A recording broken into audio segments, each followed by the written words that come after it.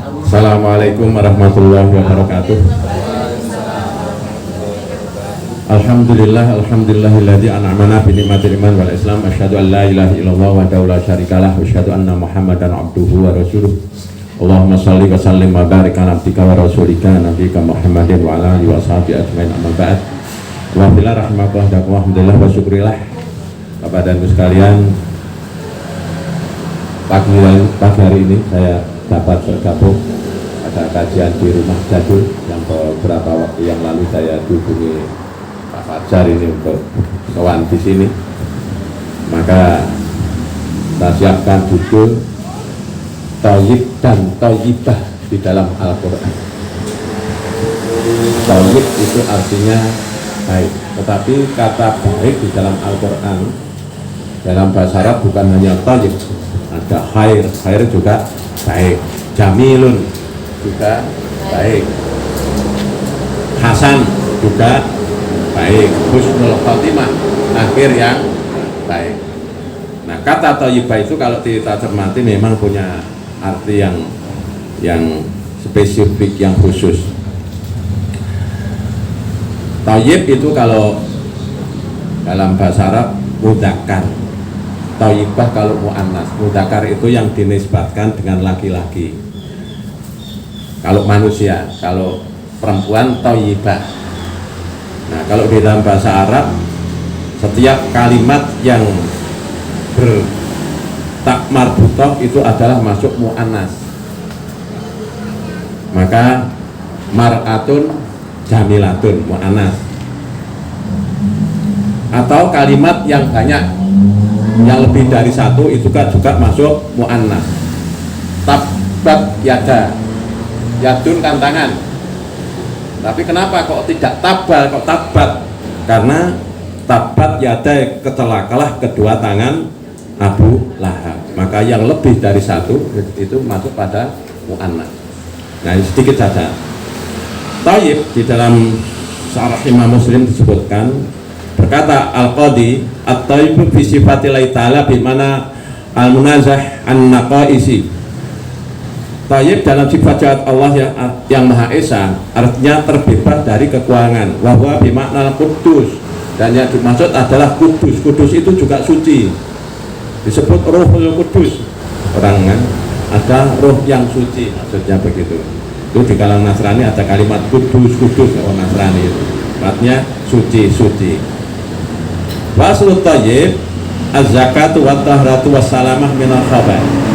Dan dasar daripada thayyib itu adalah az-zakat, at-taharah suci, as-salamah selamat dari apa? Minal khabath, dari segala kotoran, dari kenajisan, dari yang buruk.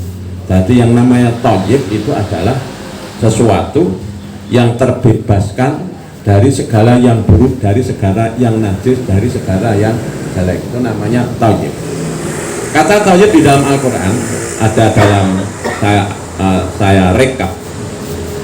Nanti yang paling banyak itu yang kaitannya dengan makanan. Tapi yang disebut thayyib di dalam Al-Quran itu ada 10 paling tidak. Ada 10 hal yang disifati dengan kata thayyib. Ada 10. Yang pertama adalah tentang makanan. Yang kedua adalah tentang berinfak. Yang ketiga tentang doa Nabi Zakaria. Yang keempat tentang tempat tinggal.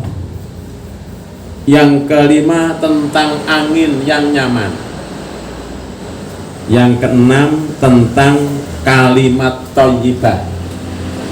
Yang ketujuh tentang kehidupan yang thayyib. Yang kedelapan tentang ucapan, akibat ucapan masuk rumah. Yang kedelapan disebut adalah baldatun thayyibah atau negeri yang thayyibah. Dan yang ke-10 adalah tempat yang dijanjikan oleh Allah di surga, di surga Aden, yang namanya tempat yang thayyib. Ada 10 hal yang disebut di dalam Al-Quran. Tentang makanan ini yang paling banyak disebut, lebih daripada 10. Nah, kalimat thayyibah untuk menyebut makanan yang thayyib itu lebih, paling banyak. Bahkan disebutkan kalimat-kalimat itu muncul dari sebelum Nabi Muhammad, muncul di zaman Nabi Musa sudah diisyaratkan itu. Nah, saya tidak akan bahas banyak, tapi ada intinya saja. Antara lain disebutkan dalam surat Al-Baqarah yang pertama ayat 57. A'udzubillahi minasyaitonirrajim. Wa dzalna 'alaikul ghamama wa anzalna 'alaikumul manna wassalwa kulu min thayyibati ma razaqnakum. Dan kami naungi kamu dengan awan dan kami turunkan kepadamu manna dan salwa. Itu jenis makanan. Kulu min thayyibati ma razaqnakum, maka makanlah oleh kalian makanan yang baik, ma razaqnakum, yang telah aku rizkikan kepadamu. Wa ma dzalamuna walakin kanu anfusahum yadzlimun, dan tidaklah kami itu berbuat zalim, tapi mereka lah yang berbuat zalim atas dirinya sendiri. Ini adalah sindiran kepada Bani Israel ketika diperintahkan untuk makan makanan yang thayyib, tidak pilih yang thayyib tapi malah milih yang tidak baik. Yang kedua, dalam surat Al-Baqarah ini yang paling penting, sering yang ini turun kepada kita semua. Dalam surat Al-Baqarah ayat 168. Ya ayyuhan nasu, wahai manusia, kulu mimma fil ardi halalan thayyibah, makanlah oleh kamu sekalian di muka bumi ini yang halalan thayyibah, yang halal lagi thayyib. Wis disebut halal masih ditambahi thayyib. Karena apa? Tidak semua yang halal itu thayyib. Tidak semua yang halal. Ya, Allah perintahkan makan yang thayyib. Contoh makanan yang halal yang tidak thayyib apa? Bagi orang yang punya alergi makan udang, ya toh, nek mangan urang terus buat telan meruyus, ya toh. Padahal udang itu halal, tapi untuk orang yang alergi meskipun itu halal tetapi tidak thayyib. Kowe ngerti nek mangan urang kuwi gatelan kok ya mangan to ya, gatel Mas. Bojo kula nggih, bojo kula nek mangan urang niku mesti njuk gatel, ning kadang-kadang ya nekat. Lho iki kok mamurang kok ngerti nek mamurang gatel, kepengin jing. Kepengin jing. Nah, ini yang thayyib, halalan thayyiban. Jadi disebut di dalam Al-Qur'an itu adalah makanan yang thayyib. Mendengar ayat tersebut, bentar.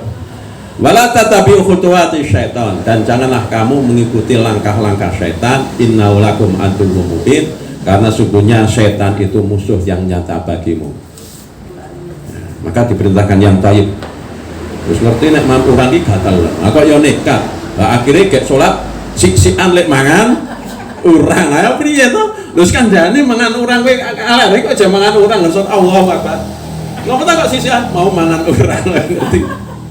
Nah, itu berarti maka Allah perintahkan jangan makan yang tidak thayyib.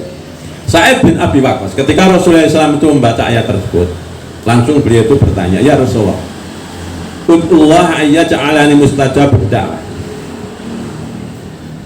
hendaklah engkau berdoa kepadaku, kepada Allah supaya doaku ini dikabulkan. Waqala Nabi sallallahu alaihi wasallam, maka Rasulullah SAW itu bersabda, ya Sa'ad,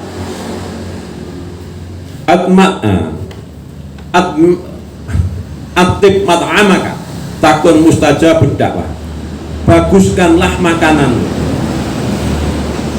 Lek makan tuh sing apik-apik, yang apa? Yang baik. Perbaikilah yang thayyib yang makan itu.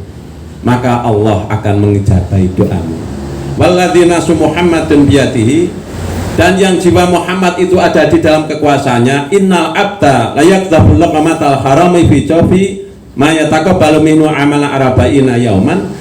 Sesungguhnya seorang hamba itu yang dia itu nekat menelan makanan yang haram. Jadi ini yang haram di dalam perutnya, maka tidak akan diterima doanya arba'ina yauman, selama 40 hari. Ba'yuma abdun nabata lahmu minasufti warriba fannaru aulabi, dan manapun seseorang yang dagingnya itu tumbuh dari yang kotor, dari yang haram, wariba, dan riba. Riba disebut khusus, padahal riba itu kan haram loh, masih disebut lagi wariba, masih disebut lagi fannaru aulabihi, maka neraka yang paling layak tempatnya untuk dia. Dalam ini saya kutip dari Mujam Al-Kabir, tapi di Tabrani, Mujam Al-Awsat At-Tabrani, tetapi ini juga dikutip di dalam tafsirnya Ibnu Katsir. Jadi makanan yang haram itu akan mengakibatkan ibadahnya, doanya tidak akan dikabulkan selama 40 hari. Dan daging yang tumbuh dari yang haram, maka neraka yang layak baginya.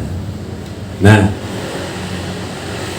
hadis lagi dalam Mustadrak Al-Sukhainil Hakim, man nabata lahmu min nasufti fannaru aulabi, sama, barang siapa yang dagingnya tumbuh dari perbuatan yang haram, tumbuh dari makanan yang haram, maka neraka yang layak baginya. Bapak dan Ibu sekalian yang dimuliakan Allah, inilah tentang makanan yang harus kita perhatikan. Jadi makanan ini luar biasa pengaruhnya. Maka kemarin saya share ucapannya Novel Baswedan yang dia penyidik KPK. Apa kata dia? Jangan kau kira para koruptor itu hidupnya nyaman. Tidak, hidupnya itu rusak dan hancur. Kata-kata muncul itu, rusak, hancur hidupnya. Kelihatannya saja baik, tapi sebenarnya hancur hidupnya. Karena apa? Anaknya narkoba. Kok tidak anaknya narkoba, istrinya atau suaminya selingkuh, atau masing-masing punya selingkuh. Ngeri. Dari apa sebabnya? Dari makanan yang haram itu, dari korupsi itu. Jadi jangan pernah kita itu tergiur dengan korupsi, tergiur dengan makanan yang haram. Yang saya kutip satu ayat, banyak sekali ayat-ayat ini tentang makanan. Tekan thayyib di dalam Al-Quran paling banyak itu thayyib. Wong sing halal wene ora thayyib larake awak, apa lagi yang haram. Ya kalau kita tidak thayyib, halal tapi tidak thayyib, makan orang ya paling gatalan kan, begitu toh? Paling gatalan. Lek salat ora khusyuk kan ngono. Engko salat ijeh baleni meneh gitu. Atau kekurangan salat ditutup dengan salat-salat sunnah. Tetapi kalau haram, parah itu. Akibatnya parah. Maka ketika kita itu mengharapkan anak-anak kita yang soleh, keluarga kita yang sakinah, maka harus diperhatikan, utamanya adalah makanan, karena banyak sekali dakwaan tentang makanan. Yang kedua, tentang infak. Surat Al-Baqarah 267. Ya ayyuhalladzina amanu anfiqu min thayyibati ma kasabtum. Ya ayyuhalladzina amanu, wahai orang-orang yang beriman atau yang telah beriman, letternya itu. Anfiqu, berinfaklah kalian min thayyibati ma kasabtum, dari yang thayyib, ma kasabtum, dari amal usahamu. Babi ma'arazna lakum minal ardi, dan dari apa yang telah aku keluarkan untuk kamu sekalian dari muka bumi. Wala tayammamul khabitha minhu tunfikuna walastum bi'aqidhi, dan janganlah kamu memilih yang buruk-buruk untuk engkau infakkan, untuk engkau nafkahkan. Walastum bi'aqidhi illa antam itu, sedangkan kamu tidak mau mengambilnya kecuali dengan memitingkan mata. Wa'lamu annallaha ghaniyyun hamid, dan ketahuilah bahwa sesungguhnya Allah itu maha kaya dan maha terpuji. Jadi ayat ini memerintahkan supaya kita itu kalau berinfak dengan yang thayyib. Karena apa? Berinfak tidak dengan yang thayyib itu sia-sia di hadapan Allah. Di hadapan manusia Allah beda. Kadang-kadang koruptor itu lek nyumbang kan akeh tenan to. Gaweke dalan. Nyumbang nggo masjid. Nyumbang nggo kegiatan paling akeh dhewe. Wah kabeh do ngalem. Jebulane dari hasil korupsi. Maka ketika tetangga saya, warga saya itu ingin bangun masjid tempat saya, setelah rumah madrasah saya itu jadi kan, ketok masjidnya ngeteprek loh, karena dulu masjid itu tingkat ndek dan bangunan kuno. Saya bilang sama saya, Mas, pripun? Iku mboten kenal, sekolahnya pun dadi nggih. Terus pripun? Dak niki masjidnya mboten ajeng dibangun. Nggih dibangun, enggak ajeng bangun apa mboten nggih dibangun to. Terus dibangun nggih sing sae nggih. Ha nggih. Ha iya kudune sing apik aja nganti kalah apike karo omahe tanggane ngarep masjid ana omah mosok masjide kalah apik. Ning kula njaluk syarat. Napa? Aja njaluk nang pinggir dalan. Bab napa njaluk nang pinggir dalan niku mboten cetha sing dijaluk. Tidak cetha itu saya apa yang memberi, uangnya dari mana, dan tidak cetha wong ki jane ikhlas apa ora. Kedang ning pekewuh niku. Wonge jalan nggih dhewe niku cilik, sampeyan nyegat ning dalan wong 5 wong 6 nganti montore arek mlaku wae kepepet. Akhire njuk nyumbang gitu. Akhire nek kepeksa, pun sakniki dibangun, engko dhewe dibangun dhewe niki gawe ganjarane dhewe. Wong terus kathah duwite pripun nggih. Pun ngono mawon, pokoke saiki niat terus nyalengi. Dinabung. Nabung 1 KK 1 juta. Ketok akeh to nggih. Ning niki mboten sakniki do nyelengi setahun sak kakak sak yuto. Jadi mboten sasi sampeyan nabung 100.000 lah ora abot to. Niku sing tukang batu sedina untuk pira sampeyan tukang batu. Zaman semono 80.000. 80.000 nek ping 6 pira dadine? 48 ping 4. Nek ming kolong 100 gawe lak saged to. Ha nggih, pun saiki gawe panitia nampa tabungan. Masyaallah itu. 1 tahun terkumpul 1 juta masih kakak itu terkumpul 140 juta wong 140 kakak. Nah, tahun masjid ana dit pinten? Enten dit 3 yuta. Berarti 200 yuta kok mulai. Pokoknya niki digawe gambare ya, takon gambarke dibayari ra gelem pun mencah nganu wong niki dam masjid. Anu amal kula mawon. Alhamdulillah. Bayarke. Terus pun mulai mangke saka sak lantai satu nek ora nyandak ya mangke sing rampunge mengko terus insyaallah mangke nek teko ngadeg 200 juta cukup. Tapi masyaallah begitu mulai sumbangannya pirang-pirang sing teko. Kula botol sak cukupe, kula keramik sak cukupe, kula semen, kula niki. Akhirnya 1,5 tahun jadi nilai sekitar 800 juta. Sing kula. Jadi insyaallah itu adalah dari donatur yang baik. Hadis Abu Hurairah radhiyallahu an dari dalam hadis Imam Muslim, hadis yang ke 1015. An Abi Hurairah radhiyallahu an qala Rasulullah sallallahu ayuhan nas, wahai manusia, innallaha thayyibun la yaqbalu illa thayyiban. Sesungguhnya Allah itu thayyib dan tidak akan menerima kecuali yang thayyib. Allah itu baik dan tidak akan menerima kecuali yang baik. Jadi apa dewi ki sedekah infak kok bukan dari yang halal tidak diterima oleh Allah. Tidak diridhani oleh Allah. Ning oleh panggala tanggane. Tidak akan diridhai. Wa inna Allah amara mu'minina bima amara bi mursalin. Dan sesungguhnya Allah memerintahkan pada orang-orang mukmin itu sebagaimana Allah perintahkan kepada para rasulnya. Faqala ta'ala, maka Allah berfirman, ya rusulu, wahai orang, wahai para utusan, para rasul, kulu minat thayyibati wa'malu sholihan. Hendaklah engkau makan dari yang thayyib dan beramal sholih lah. Surat Al-Mu'minun ayat 51. Wa qala ta'ala dalam surat Al-Baqarah 172, ya ayyuhalladzina amanu kulu min thayyibati ma razaqnakum, makanlah dari yang thayyib dari apa yang telah aku rizkikan kepada kamu sekalian. Tsumma dzakara ar-rajula yutilu safara, kemudian Rasulullah menyebut seseorang yang melakukan perjalanan yang panjang, as'ata akhbara yamutu yadai ila sa'id ila samai, yang dia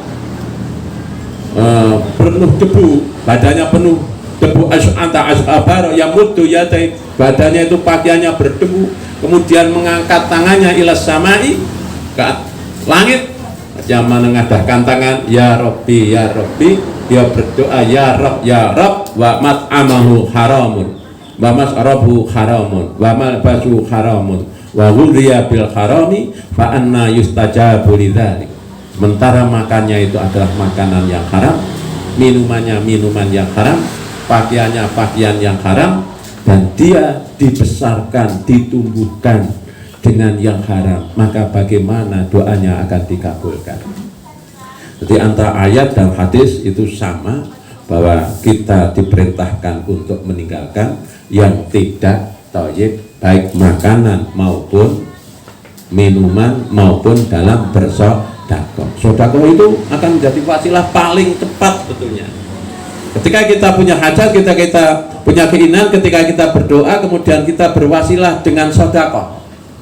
Orang disebut ke kadang-kadang sebut nyata kayak iyo, ning aku dengake yo, ngoten. Sak niku nggih. Ndak usah. Itu kita saja yang tahu. Nek ngono ki jar ketok nganune karo yang ono pamrih karo sing dikai. Padahal kita kan bukan kepada yang minta, kepada Allah. Kita bersedekah, sedekah. Itu akan jauh. Tetapi kalau yang disedekahkan itu bukan yang thayyib, tidak ada gunanya, tidak akan menjadi wasilah di dalam doa-doa kita. Sebab itu dari hadis ini, maka marilah kita ini ada bagian rezeki kita yang bisa berdoakan, tepat sasaran, tepat guna, tapi yang thayyib. Ya, yang ketiga doa Nabi Zakaria. Hunalika da'a Zakaria rabbahu qala rabbi habli min ladunka dzurriyyatan thayyibatan innaka sami'ud du'a. Surat Ali Imran ayat 38. Di sanalah Zakaria di mihrabnya. Mihrab dewe napa? Musalla.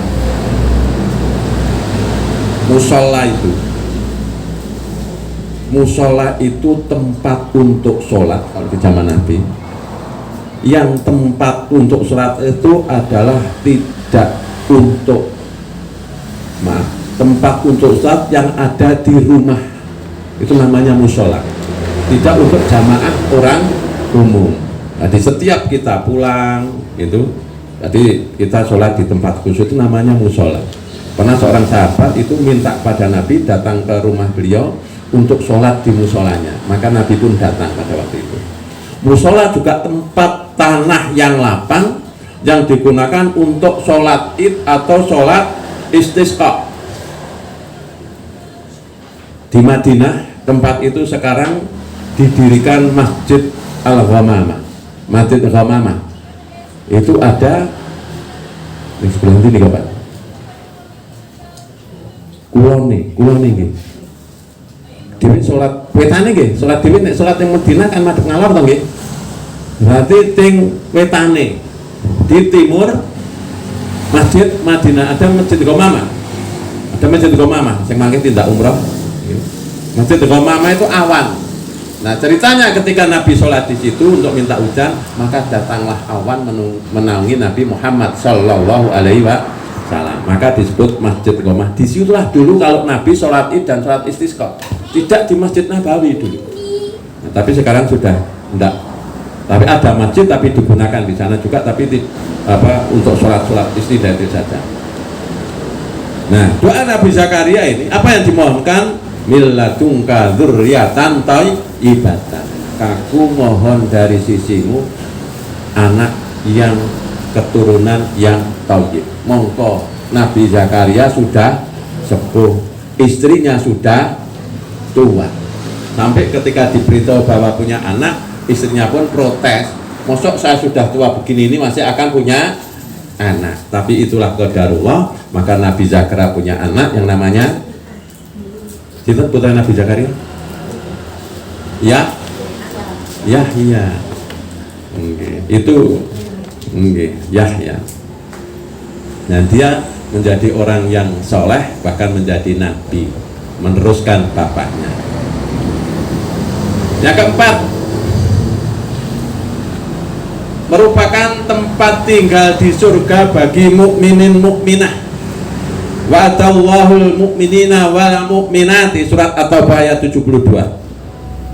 Dan Allah janjikan bagi orang-orang mukmin laki-laki maupun orang mukmin perempuan, jannatin tajri min tahtihal anhar, yaitu surga yang mengalir di bawahnya sungai-sungai, khalidina fiha, yang dia kekal di dalamnya, wa masakina thayyibatan fi jannati adn, wa masakina thayyibatan, dan tempat tinggal yang thayyib fi jannati adnin, di surga Adn. Jadi orang mukmin dan mukminah itu sudah disediakan surga, di surga Adn, tempat tinggal yang thayyib, nyaman, di bawahnya sungai-sungai. Maka di surga itu disebutkan ada golongan muqarrabun dan golongan muqarrabun itu golongan yang paling dekat dengan Allah, dan golongan kanan. Surat apa nih kamu? Al-Waqiah. Jadi surat Al-Waqiah itu antara di situ menceritakan tentang surga.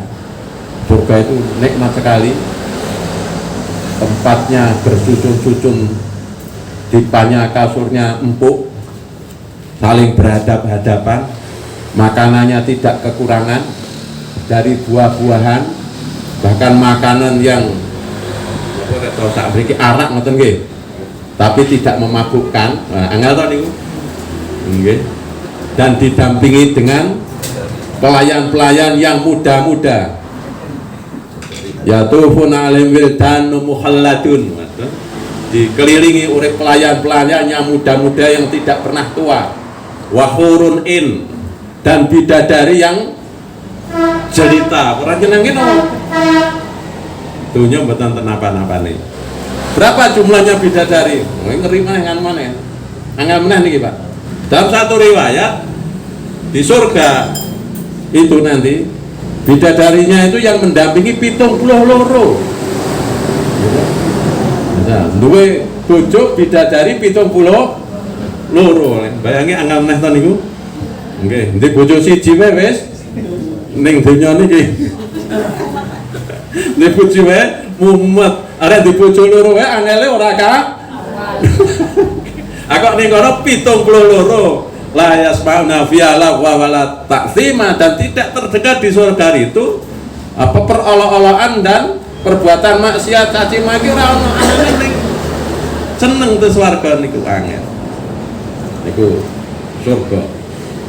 Niku bapak-bapak, yo ibu-ibu untuk nopo lah ngoten niku. Ibu-ibu itu kata Nabi, bidadari yang elok cantik jelita itu diciptakan oleh Allah sebagai hadiah. Sebagai hadiah orang mukmin. Jadi dia menjadi bidadari yang indah, cantik, jelita, senantiasa muda dan perawan itu. Jadi bidadari itu bar digauli perawan lagi, bar digauli perawan lagi, Pak. Senantiasa muda dan perawan itu diciptakan Allah untuk hadiah, tidak dengan ibadah, tidak dengan bersusah payah bidadari itu. Tetapi orang wanita mukminah itu masuk surga itu kan dengan amal soleh, dengan sabar, dengan istiqomah, dengan tawakal, gitu. Maka apa kata Nabi? Besok wanita di surga itu lebih cantik daripada bidadari 70 kali lipat. Aneh-aneh bayangin itu. Dan besok di akhirat menjadi penghulunya bidadari. Angel tuh.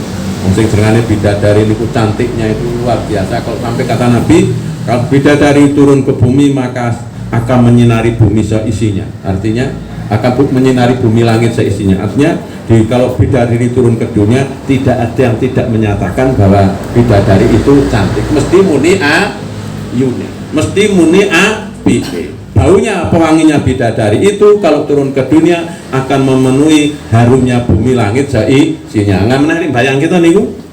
Mboten iso.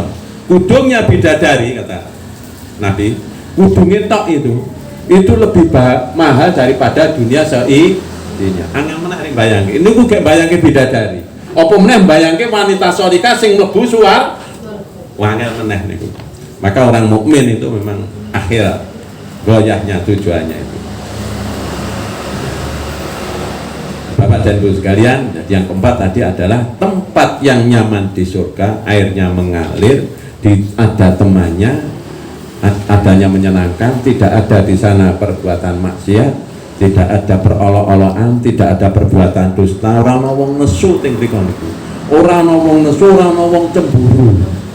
Nggih, jadi ibu-ibu itu besok masuk surga didampingi 72 bidadari, tidak akan cemburu. Ora ana sing cemburu teng swarga. Lah ning donya kan melirik sithik cemburu. Gak melirik wae wis cemburu apa nek nganti boncengke lak ngoten niku. Nah itu makin baca surat Al-Waqiah itu saja kok menggambarkan suatu, masya Allah, masya Allah. Baru surat-surat yang lain. Yang kelima, at-thayyibah disebutkan dilekatkan dengan suasana yang nyaman. Dalam surat Yunus ayat 22, walladzi yusayyirukum fil barri wal bahri hatta idza kuntum fil fulki wa tarani bi birikin thayyibatin wa fariqu biha. Dia Tuhan yang menjadikan kamu dapat berjalan di daratan dan di lautan, yusayyirukum fil barri wal bahri hatta idza kuntum fil fulki, sehingga apabila kamu dalam bahra wa tarana bi birikin, maka meluncurlah bahtera itu dengan angin yang berhembus, dengan air yang thayyib, wafari kubia, dan kalian menjadi bergembira dengannya. Suasana yang nyaman itu adalah yang thayyib. Angin ku nek mboten thayyib, anane malah menjadi bencana. Angin puting beliung gitu. Nek di luar negeri, nek di Amerika, di Eropa itu sering terjadi di Jepang. Di Indonesia jarang nek angin. Nek Indonesia niku ya angin ning kala-kala ning ora kerep. Sing kerep niku lindu karo gunung jebluk apa akeh gunung. Nah, bukan gitu. Jadi thayyib itu mengganggu keindahan, kenyamanan, kata thayyib itu. Yang keenam, dikaitkan dengan ketauhidan.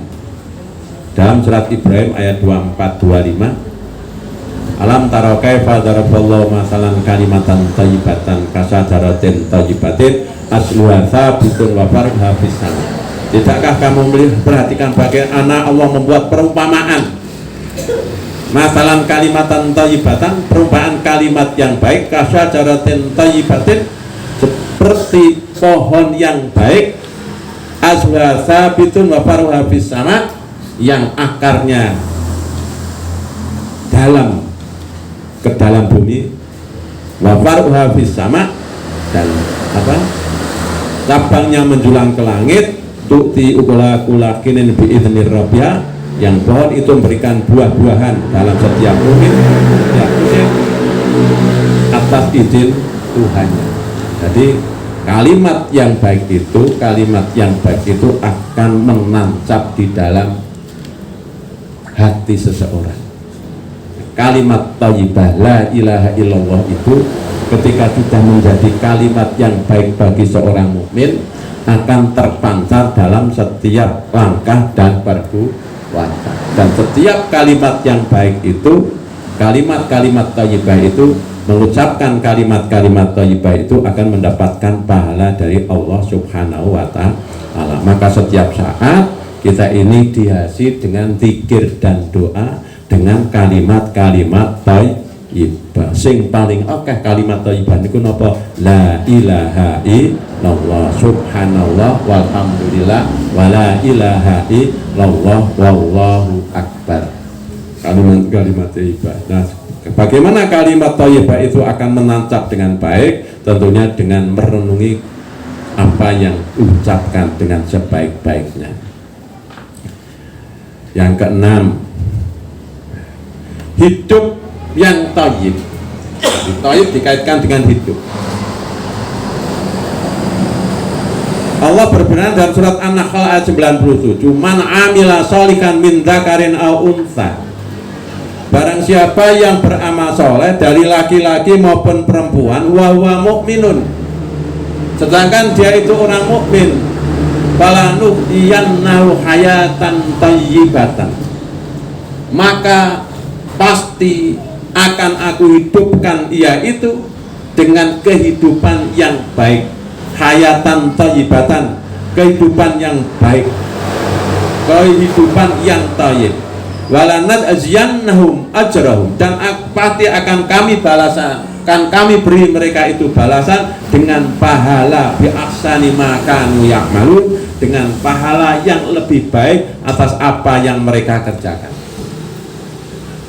Jadi hayatan thayyibatan, hidup yang baik ini apa? Gambaran hidup yang baik. Hidup yang baik niku, kehidupan yang baik yang thayyibatan niku gambarannya bro. Hidup yang baik yang hayatan thayyibatan niku hidup nek cara wong Jawa muni ayam tentram gitu. Thayyib hidup yang baik ayam tentram, suami istri rukun, anak soleh dan salihah. Nggih, terjauhkan daripada fitnah. Umpun niku hidup yang thayyib.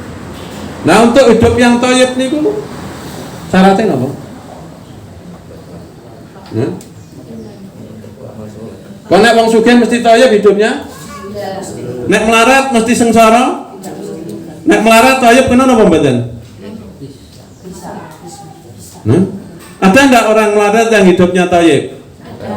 Banyak, gitu. Wong sing sugih hidupe ra thayyib apakah wonten apa mboten? Oke, sing sugih uripe thayyib wonten apa mboten? Oke. Padha oke to? Sing melarat thayyib ya oke, sing sugih thayyib ya oke. Sing melarat ora thayyib ya oke, sing sugih ora thayyib ya oke. Lujur nek marake thayyib niku napa?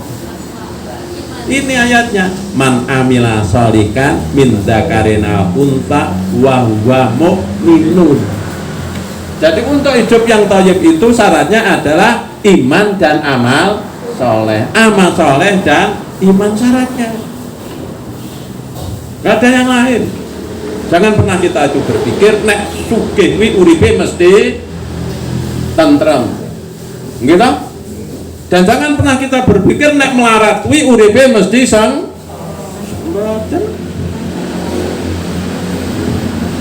Enggak. Banyak orang yang hidupnya itu tidak kaya, cukup-cukupan pas-pasan saja, tapi hidupnya nyaman, ayam, tentrem, penuh dengan kemesraan. Banyak. Okay. Bapak dan Ibu sekalian yang dimuliakan Allah. Sementara yang kaya tetapi tidak tentrem, kaya banget. Tadi Novel Baswedan itu, para koruptor itu, masya Allah ngeri ya. Karena nah nek wong sugih kan kudune kan ya ayam tentrem to nggih. Tapi karena tidak iman dan tidak amal soleh, maka tidak thayyib. Maka iman dan amal soleh itulah yang akan mendatangkan kehidupan yang thayyibah. Inilah janji Allah bagi orang yang beriman kepada Allah dan Rasul-Nya dengan mengikuti Allah dan Rasul-Nya. Siapakah orang yang beriman itu? Dalam surat Al-Hujurat ayat 15, innamal mu'minuna alladzina amanu billahi wa rasulihi tsumma lam yartabu. Adalah orang yang beriman dalam mereka yang percaya kepada Allah dan Rasul-Nya, tsumma lam yartabu, kemudian dia tidak ragu wajahatu bi amwali anfusihim, dan mau berjihad dengan harta dan jiwanya. Artinya harta dan jiwa itu digunakan untuk ikla'i kalimatillah, untuk menegakkan kalimat Allah. Menegakkan kalimat Allah itu setidaknya kepada diri sendiri dan keluarganya, syukur kepada orang lain. Nah, dan jihad yang paling tinggi adalah perang jihad fisabilillah. Baik. Di dalam menafsirkan ayat ini, kehidupan yang baik ini dalam tafsir Ibnu Katsir, dikutip oleh beliau hadis Muslim, qad afahaman asama wa rizqa kafafan wa qanna'ahu wa bima atahu. Sungguh amat beruntung seorang yang memeluk Islam itu diberi rezeki yang cukup serta qanaah terhadap apa yang diberikan oleh Allah. Cukup itu tak mesti suka. Untung orang mukmin itu diberi yang rezeki yang cukup untuk kebutuhan sehari-harinya, kemudian dia qanaah mencukupkan dirinya dengan rezeki yang halal yang diberikan. Beruntunglah. Dikutip oleh Ibnu Katsir dalam tafsirnya. Jadi maka kita salah satu doa kita itu Allahumma kfini bi halalika an haramik. Ya Allah, cukupkanlah hidup saya itu dengan yang halal dan jauhkanlah dengan yang haram. Maka itu akan keberuntungannya, akan mendatangkan kehidupan yang thayyibatan, kehidupan yang nyaman. Pikirannya orang Jawa ini karena bawa seorang gerangsang, ngoten nggih. Orang gerangsang. Sing jenengan wong melarat iku ora, wong melarat iku ora wong sing ora duwe kok nggih jebulane. Wong sugih ning melarat niku akeh. Ya toh? Toto lahirnya sugih, berlebih hartanya, ning pikirane melarat, gerangsang, tidak cukup dengan apa yang dimiliki. Nah kalau sudah begini ini kudak kona'ah, kalau sudah tidak kona'ah ya hidupnya nggak akan nyaman. Sing anaknya sing digoleki min piye, kurang terus gitu. Kurang terus anaknya, tidak bisa mencukupkan dirinya dengan apa yang diterima. Maka seperti ini hidupnya tidak akan thayyib, tidak akan thayyib. Tuba liman hudiya ilal Islam, juga dikutip oleh beliau di dalam tafsirnya hadis Imam Tirmidzi, beruntunglah orang yang diberi petunjuk tentang Islam, wa kana aishuhu kafafan wa qani'an, sedangkan hidupnya itu hanya dengan pas-pasan dan dia menerima apa adanya. Maka kalau kita bisa lebih mudah seperti itu ketika kita memang banyak bergaul dengan orang yang seperti itu. Kita bergaul dengan banyak orang yang lebih di bawah kita. Iso ndingkluk nang to. Kemudian urip ning kutha 10 tahun. Tak pikir-pikir ning kutha iki pancen panas kok nggih. Nggih. Berat. Persaingan teng kota niku lak jan gitu. Kula mbiyen manggon teng Sarayu Timur. Ngarepe perumahan perhutani, kidul perumahan perhutani niku perumahan pejabat Wonosari niku ya. Dan pada waktu itu jadi dinas-dinas itu, nah kula ya pegawai anyar di bojo siji, anak siji ngoten mbelok kiwa tengah ketip-ketip to kula niku. Nggih. Pergaulan utha ngoten niku Bali wae kula, Bali ning Karangmanang malah nyaman. Urip ning desa wis nyaman. Apa? Maka kita harus mencari bagaimana kita itu hidup bisa qanaah tadi. Nah, kita sing urahke dhuwur terus ketika kita tidak bisa mengendalikan hawa nafsu kita ya akhirnya terjelomprong, tersesat. Rasulullah SAW bersabda dari Anas bin Malik dalam Musnad Ahmad, innallaha la yadzalimul mu'mina hasanatan. Sesungguhnya Allah tidak akan berbuat zalim terhadap orang mukmin. Ya. Akan kebaikannya yu'ta alaiha fid dunya, yang dia itu akan dibalas di dunia, wa yusabu alaiha fil akhirah, dan besok di akhirat juga akan diberi pahala. Jadi wong mukmin itu Allah tidak akan mendolimi orang yang mukmin. Ketika orang mukmin itu berbuat baik, maka kebaikannya itu juga akan dirasakan di dunia, akan dibalas Allah di dunia, dan besok di akhirat juga akan mendapatkan kebaikan. Wa amal kafiru, adapun orang-orang kafir itu fayuti hasanati fid dunya, maka diberikanlah dari kebaikan itu balasannya di dunia. Hatta idza ahda ilal akhirati lam yakul lahu hasanatun yu'ta biha khairan. Tetapi ketika dia sudah selesai, sudah mati, besok di akhirat dia tidak akan mendapatkan apa-apa lagi. Jadi awake dhewe jogumun karo wong kafir niku karo Allah dijor ning dunya. Wong nek ndelok wong kafir niku wonge sugih. Dan orang-orang kafir itu dari masa ke masa, bukannya sekarang, dari masa ke masa itu memang melampaui orang-orang mukmin. Orang-orang kafir dari masa ke masa. Maka dari situlah orang-orang mukmin itu, kalau kita lihat sejarah itu, senantiasa terzalimi, teraniaya.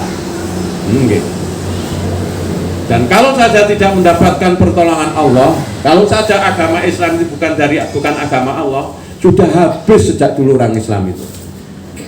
Iya. Zaman Nabi Musa, gitu. Aku ini orang ditulungi dening Allah Subhanahu wa taala sudah habis kok itu Nabi Musa dan umatnya itu. Zaman Nabi Ibrahim tidak ditolong dengan Allah, sudah habis. Demikian juga zaman Nabi Muhammad Sallallahu Alaihi Wasallam. Maka kita harus banyak taklim, zikir pada Allah itu supaya kita tidak terjebak seperti itu. Yang kedelapan, kata thayyib diikatkan dengan ucapan salam ketika kita masuk rumah. Surat An-Nur ayat 61. Fa idza dakhaltum buyutan fasallimu ala anfusikum, dan apabila kamu memasuki rumah dari rumah-rumah itu, rumah-rumah ini, maka ucapkanlah salam tahiyatan untuk kamu sekalian, tahiyatan min indillahi mubarakatan thayyibatan. Maka hendaklah kamu ucapkan salam kepada penghuninya atau kepada dirimu sendiri, yang merupakan salam itu yang telah tetapkan di sisi Allah, yang telah diberkati lagi baik. Tahiyatan min indillahi mubarakatan thayyibatan. Kadzalika yubayyinullahu lakumul ayati. Demikianlah Allah menerangkan untuk kamu sekalian ayat-ayatnya, la'allakum taqilun, supaya kamu sekalian itu berpikir, supaya kamu itu memahami. Ayat ini memerintahkan kita untuk mengucapkan salam ketika kita ucapkan salam. Ada satu hadis yang panjang. Ada 3 golongan yang akan mendapatkan jaminan Allah. Maka disebut di antara yang 3 adalah orang yang masuk rumah disalamin. Orang yang masuk rumah dengan mengucapkan salam. Apa jaminannya? Ketika kita tuh masuk rumah, orang itu kok budas ludus. Kita masuk rumah meskipun di rumah itu tidak ada orang, kita ucapkan salam. Apa jaminan dari Allah? Yang pertama, akan dijauhkan dari setan. Hadis Muslim menyebutkan, idza dakhala rajulu baitahu, apabila seseorang itu masuk ke rumahnya, fadzakara ta'ala inda dukhuli, kemudian dia menyebut Allah ketika dia masuk rumah, wa inda ta'amihi, dan ketika dia makan, qala syaitanu li ashabi, maka berkatalah setan untuk teman-temannya, la mabita lakum wala asya, kamu tidak bisa lagi ikut masuk rumah dan kamu tidak ikut makan, tidak bisa makan. Wa idza dakhala falam yadhkurullah falam yudhkarullah ta'ala, tetapi apa bila kamu masuk rumah dan kamu tidak mengucapkan zikir kepada Allah, tidak menyebut nama Allah, inda dukhuli, ketika dia masuk rumah, qala syaitan, maka berkatalah setan, adraktumul mabita, maka setan berkata, kamu dapat masuk rumahnya. Wa idza lam yadhkurillah ta'ala inda ta'amihi, dan apabila dia tidak menyebut nama Allah ketika dia makan, qala adraktul mabita wal asya'a, kamu sekarang bisa masuk rumah dan bisa ikut makan.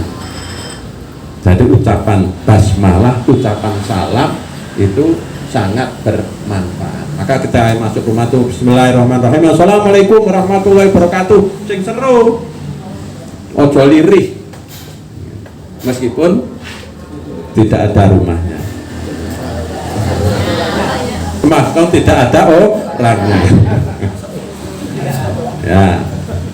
Dari Anas radhiyallahu anhu, qala Rasulullah sallallahu alaihi wasallam, berkata, bersabda Rasulullah sallallahu untukku, ya Nabiya, idza dakhalta ala ahlika fasallim yakun barakatan alaika. Ya bunayya, kata Rasulullah sallallahu, ya bunayya, wa anakku, idza dakhalta ala ahlika fasallim yakun barakatan alaika. Apabila kamu memasuki rumahmu atau bertemu keluargamu, maksudnya di rumahnya itu, fasallim yakun barakatan, maka ucapkan salam, karena salam itu akan mendatangkan barokah. Alaika, atas kalian, wa ala ahli baitika, dan atas keluarga.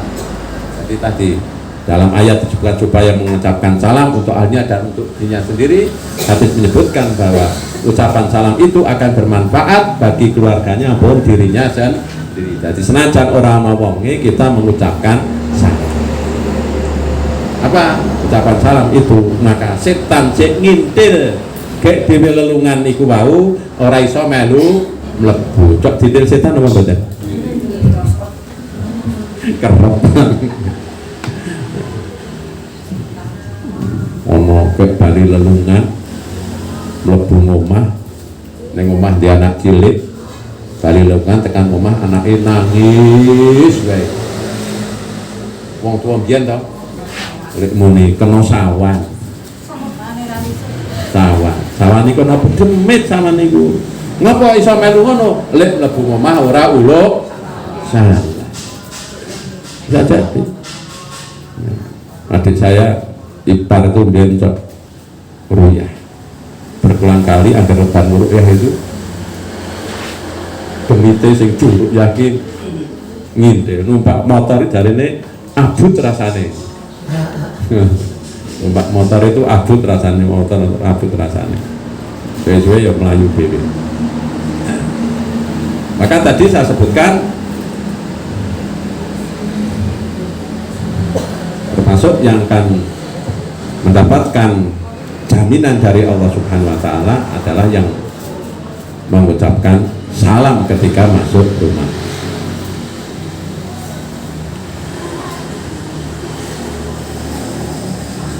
Disebutkan di dalam hadis itu Abu Hatim radhiyallahu anhu lam yud'an Muhammadan bil mu'afi thamaniyata asrata sanatan min thayyibatin dunya syai'an ghaira haswa inda iftarihi. Disebutkan Ibnu Hatim radhiyallahu anhu selama 18 tahun Muhammad bin Al-Mu'afi itu tidak makan apapun dari hal-hal baik dunia kecuali sup saat berbuka puasa. Dari ucapan salam ketika masuk rumah akan mendapatkan barokah. Jika disebutkan itu Muhammad bin Al-Mu'afi itu selama bulan puasa iki ming dahar sop wae wis mencukupi. Sebab ngapa? Mendapatkan barokah dan tidak direwangi setan. Ada ucapan salam khusus ketika masuk rumah itu di dalam Muwatta Imam Malik, assalamu alayna wa ala ibadillahis sholihin. Tapi assalamualaikum warahmatullahi wabarakatuh juga boleh. Tapi dengan khusus assalamu alayna wa ala ibadillahis sholihin juga boleh. Yang kesembilan, negeri yang thayyibah, warganya bersyukur dan mendapatkan ampunan.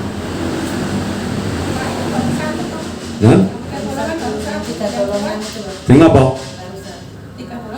Oh, yang 3 golongan yang tak sebut satu memang. Yang dua adalah jihad fisabilillah. Yang kedua adalah yang berjihad fisabilillah yang akan mendapatkan jaminan Allah. Wa rajulun raha ilal masjidi, dan orang yang melakukan perjalanan ke masjid maka dia mendapatkan jaminan Allah. Kalau mati masuk surga, kalau kembali mendapatkan pahala dan rezeki, sama dengan orang yang berjihad.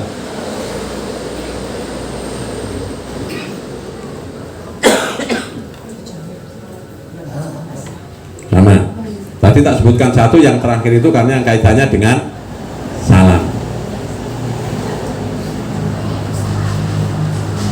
Yang kesembilan, kalimat thayyibah diikatkan dengan negeri. Laqad kana li sab'in fi maskanihi ayatun jannati an yaminin jannatin an yaminin wa shimalin kulu min rizqi rabbikum waskuru lahu baldatun thayyibatun wa rabbun ghafur. Semenjak telah kami sediakan bagi kaum Sabak tanda-tanda kekuasaan di tempat kediaman mereka, yaitu 2 buah kebun yang ada di sebelah kanan dan sebelah kirinya, dan dikatakan kepada mereka itu kulu mir rizqi rabbikum, makanlah dari rezeki dari Rabbmu, waskuru lahu, dan bersyukurlah kalian, baldatun thayyibatun wa rabbun ghafur, dengan negeri yang baik yang mendapatkan ampunan dari Allah Subhanahu wa ta'ala. Jadi, tetapi fa'aradu fa'arsalna alim sailal arimi, tetapi kemudian mereka itu ingkar, berpaling, kemudian tidak taat, tidak beriman.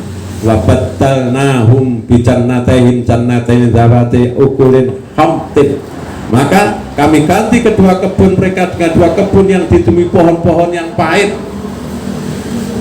wa atsalin wa sya'in min sidrin qalil, dan pohon atlan sedikit pohon sidr, pohon yang berduri. Jadi karena tidak iman kepada Allah, maka negeri yang baik itu dirubah oleh Allah menjadi negeri yang tidak baik. Pohon yang nyaman rindang itu diganti oleh Allah dengan pohon yang tidak baik, pohon yang berduri, pohon yang berbuah pahit. Tadi pohon yang buah-buahan. Iki ketoke nggo duwe arek ngono ki apa ya? Negara Indonesia sing jarangane mbiyen di napa tukul tanpa tinandur, gemah ripah loh jinawi, tapi sekarang ini katanya makmur ning rakyate sensoro. Kita ini kaya kekayaan alam, melimpah ruah, tapi hidup negara ini dengan pajak. Itu 70% lebih kita ini dengan pajak. Mongko jari ini anjuk sumbangan ini hasil alam apa? Nanti hasilnya itu. Maka bukan mustahil kita ini akan diganti dengan Allah seperti ini. Pelajaran bagi kita semua. Maka Allah dalam surat Al-A'raf itu walau anna ahlal qura amanu wattaqau la fatahna alaihim barakatin minas sama'i wal ardh. Ketoke wong alim-alim ya maca iki to nggih. Nek ayat iki kan jan terkenal banget to nggih. Kok kira ora ono kiai mubalek sing ora ngerti ayat iki. DPR urusan pondok ngerti niki to. Kalau seandainya saja penduduk negeri itu iman dan bertakwa, lafatana alim barokati minas samai wal, akan kami bukakan bagi mereka itu berkah dari langit dan ning ora percaya kita ini Bu. Jadi membaca tapi tidak iman. Apa meneh sing ora maca. Enggak sing penting mboten jaminan. Ternyata kalau kita cermati itu bukan jaminan orang sing pinter bahasa Arab, orang sing pinter maca kitab, kuwi paham dengan Quran. Sing iso bahasa Arab apa meneh sing ora iso. Bukan jaminan sing maca Quran apik, sing apalane Quran apik, paham dengan Quran. Karena apa? Lek maca Quran kuwi mau ora ngerti maknane. Wong sing ngerti maknane ora ngerti gak teke kok. Apa meneh sing ora ngerti maknane. Dan ini fakta yang terjadi di lapangan seperti ini. Jadi kalau ada kiai mubalek atau tokoh masyarakat ana ora ming tokoh, ana ming serbane apik ngoten niku wau. Gitu. Tapi dia bermaksiat ya karena seperti itu. Ujian bagi kita sekalian. Dan yang terakhir, tempat yang thayyib itu adalah bagi para mujahid yang disediakan besok di surga. Ya ayyuhalladzina amanu hal adullukum ala tijaratin tunjikum min adzabin alim. Baik orang-orang yang beriman, maka aku tunjukkan kepada kamu terhadap perniagaan yang akan menyelamatkan kamu dari azab yang sangat berat. Tu'minuna billahi wa rasulihi, kamu beriman kepada Allah dan utusannya. Wa tujahiduna fi sabilillahi bi amwalikum wa anfusikum, dan kamu berjihad di jalan Allah dengan harta dan jiwa kamu sekalian. Dzalikum khairul lakum in kuntum ta'lamun, dan itu lebih baik bagi kalian apabila kamu mengetahui. Yaghfir lakum dzunubakum, yang pahalanya Allah akan mengampuni dosa kalian. Wa yudkhilkum, dan akan masukkan wa yudkhilkum jannatin tajri min tahtiha al-anhar, dan akan masukkan kalian ke dalam surga yang mengalir di bawahnya sungai-sungai. Wa masakin thayyibatan, orang ming mlebu swarga sing bawahnya mengalir sungai tapi mendapatkan rumah di surga, mendapatkan rumah di surga yang thayyib, yang baik, fi jannati adnin, di surga Aden. Dzalikal fawzul azim, dan itulah pahala yang amat besar. Kalau nek delok wong Palestina sing mujahid kaya ngoten niku, menghadapi kematian itu kok dengan tenangnya, sampai anak-anak kecil menghadapi penjajah dengan senjata yang meriam yang begitu, orang duwe wedi. Karena apa? Karena meyakini ini Pak, meyakini aku mati mlebu swarga kok dadak nopo, donya iki apa ora napa-napane. Kenikmatan dunia itu tidak ada apa-apanya kenikmatan surga. Masya Allah. Pun angel arek ngoten niku angel. Karena seperti itu, karena mendapatkan tarbiyah yang luar biasa, baik dari dari hafalan Qurannya, juga dari lingkungannya yang memang seperti itu. Juga melihat orang-orang yang mati syahid itu kok enteng-enteng saja gitu loh. Karena dhewe iki sing jero iki mati sekarat, ra kejat-kejat, ra mati-mati, tapi pikirannya dia adepi wong loro, arek mati loro bertahun-tahun, stroke, adepi ngoten niku to doan dhewe niki. Ya toh, njuk roh kae, nganu jadi. Nah mereka kan kecuali mendapatkan ilmu juga lingkungannya juga seperti itu, jadi menghadapi kematian itu. Masya Allah. Oleh sebab itu Bapak dan Ibu sekalian, apa yang dapat kita lakukan kalau kita di tempat ini? Banyak membaca Al-Quran, banyak memahami Al-Quran. Baca Al-Quran itu bukan hanya membagukan bacaan dan menghafalkan Al-Quran, dan lebih dari itu ada memahami Al-Quran rakitan sang ayat roh ayat setiap hari dengan istiqomah. Insya Allah kita akan mendapatkan keberkahan dari Allah Subhanahu wa Ta'ala. Demikian yang kami aturkan saat ini sampai jam 11.14 ini, kebablasan ini. Semua bermanfaat. Soalnya 10 nek minta waca ke 5 takon-takon meneh. Ada 10. Semua bermanfaat, meningkatkan ghirah kita terhadap Islam, kecintaan kita terhadap Islam, kecintaan kita untuk ketaibatan, kebaikan, sehingga kita menghadap Allah dengan husnul khatimah. Sekian sematan, akhirul kalam, billahi taufiq wal hidayah. Wassalamualaikum warahmatullahi wabarakatuh.